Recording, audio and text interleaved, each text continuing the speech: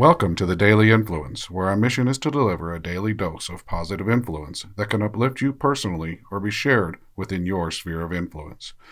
While not every episode may directly apply to your unique circumstances, we strive to provide insights and inspiration relevant to most people's daily, weekly, and monthly lives. Whether you are tuning in during the morning, noon, or night, the Daily Influence is here for you. Listen, share, and embrace the power of influence in your life. Hey everybody, Brian Smith here with the I Am Team series and the Daily Influence. And today we're here to talk about stability and what stability means to us in our area of influence. And as leaders, how responsible we are to provide stability for the people who look to us, that we are providing a job to, a career to, mentorship to, also to our customers and our vendors. Stability is a key influence. It's a key indicator of good leadership. And when we provide stability to or within our area of influence, we have teams, we have individuals within those teams that perform at a higher level. They feel like they're respected, and each of us has a different understanding of what stability might mean within our own areas of influence. For us, in our area of influence at IA, it's about always having work for our team members to do, not a lot of idle time. Our team is compensated based on their performance. Yes, they have a base rate of pay, but they also get a bonus for every moment that they bill to our clients. They get a bonus for that. So they look to us to provide stability in their pay by making sure that there's always work for them to do. Within your areas of influence, it doesn't matter if you're digging ditches, if you're a plumber or an electrician, uh, always having business for them to do and business within their areas of influence. Not providing surprises is also another thing. People like to know what they're going or what they're expecting when they come to work every day. And when there's chaos, when there's surprise, when they don't know, it affects stability.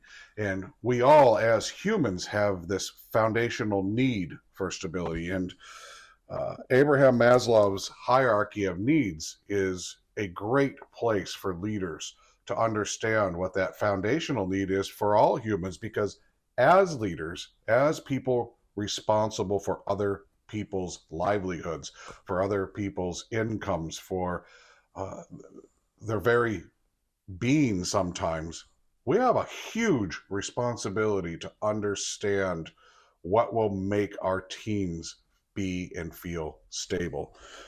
Maslow's hierarchy talks about food and shelter.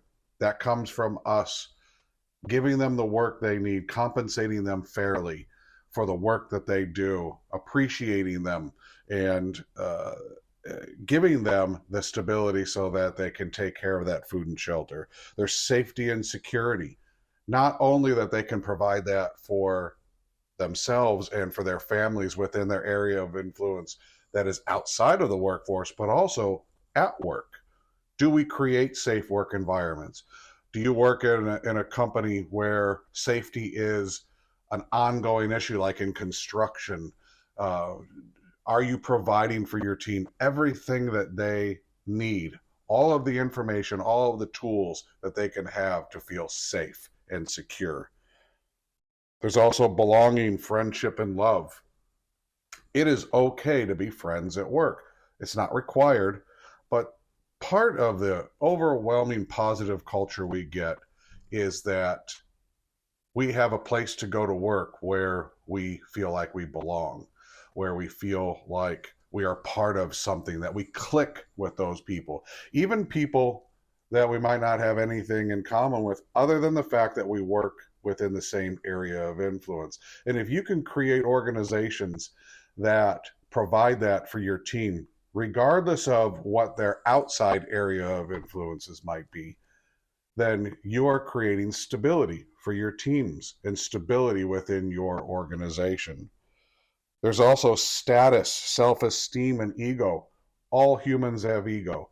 It is one of those things that's uniquely human. No other species has ego like humans do. And we all like to feel important. We all like to feel appreciated.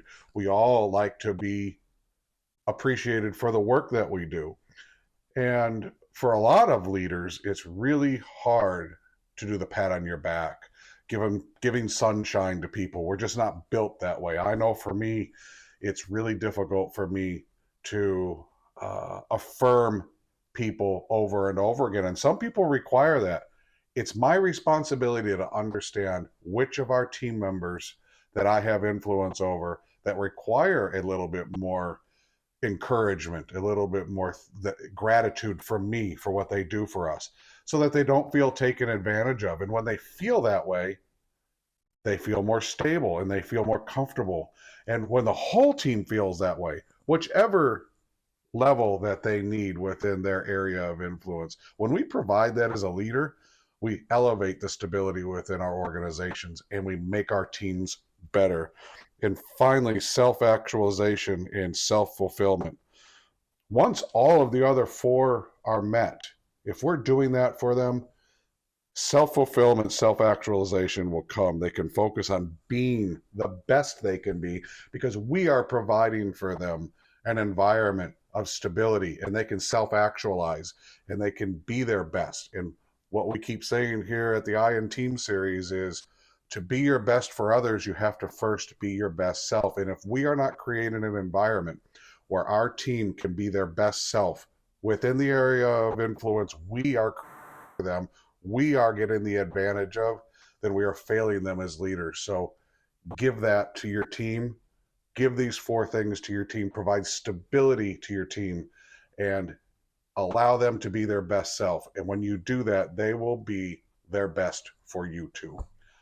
I hope you have a great afternoon or a day, and I look forward to talking to you again tomorrow.